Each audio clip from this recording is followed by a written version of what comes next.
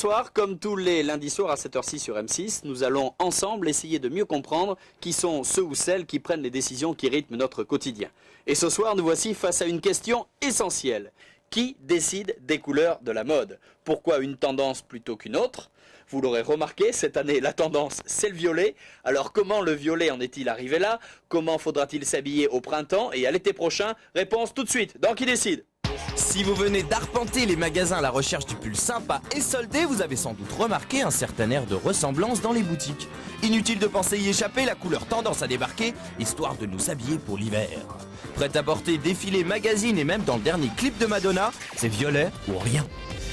La tendance couleur de cet hiver, c'était beaucoup le coloris violet, qui était le nouveau coloris de la saison, qui a extrêmement bien fonctionné.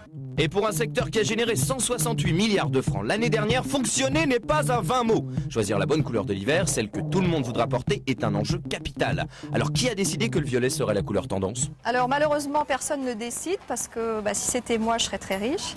Mais c'est vraiment une concordance de pensée entre différents acteurs. Et c'est pour ça qu'on travaille beaucoup ensemble et qu'on se parle énormément, parce qu'on doit arriver à un accord de préférence, puisqu'il y a de lourds investissements derrière, toujours. Donc plus on est d'accord sur une couleur, et mieux c'est pour l'ensemble de la profession.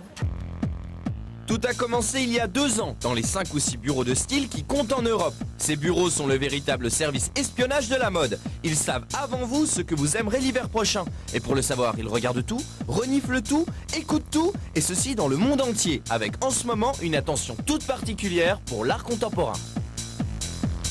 Quand je voyage par exemple à New York ou au Japon, de moins en moins je fais les boutiques, je fais plus des galeries.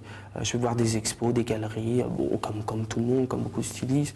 Mais cette notion artistique me paraît essentielle actuellement. Ok d'accord, mais pour le violet...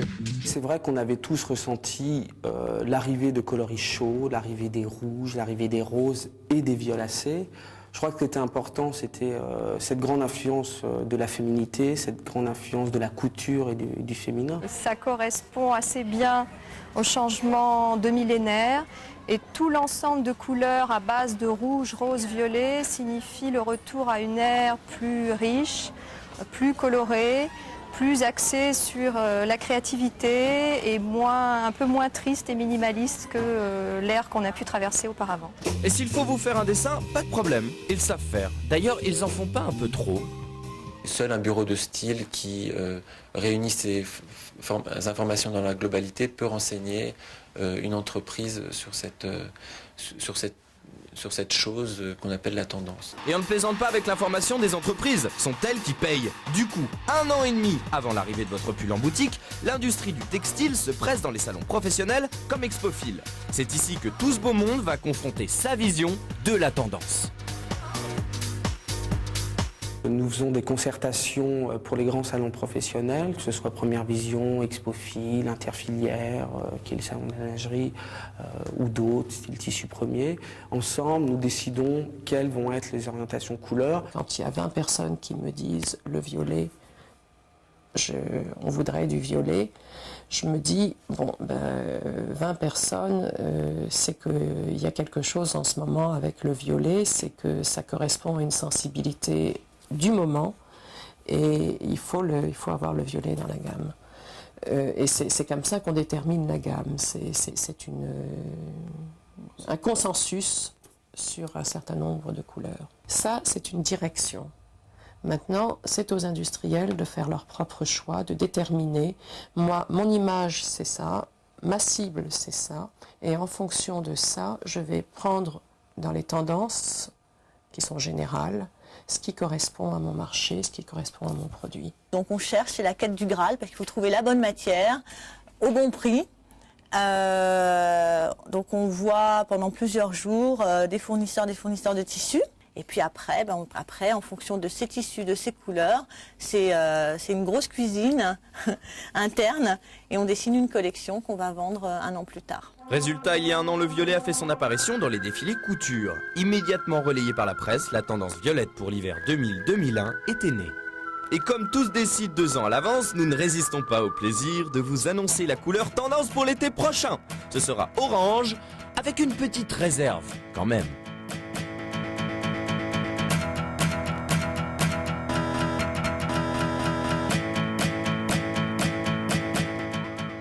Maintenant, c'est toujours le consommateur qui décide au final. Ce n'est jamais nous qui imposons. Et il arrive qu'on se trompe, bien sûr, certaines fois. Un bureau de style, on n'est pas Nostradamus, on dit tiens, j'ai envie du rose, c'est mignon, on va faire des vitrines roses. Non, ça correspond à une envie, à des attentes, mais comme tout le monde, on peut se planter. Ok d'accord, mais comme vous l'aurez remarqué, l'orange s'accorde très bien avec le violet, justement. C'est même un principe de base. Hors de question de nous faire changer entièrement de garde-robe à chaque saison, la nouvelle couleur tendance doit obligatoirement s'accorder avec la précédente. Les bureaux de style ne prennent donc pas un grand risque, et comme de toute façon toutes les boutiques vous proposeront du orange dès le printemps, il sera difficile d'y échapper, et cela que vous le vouliez ou non.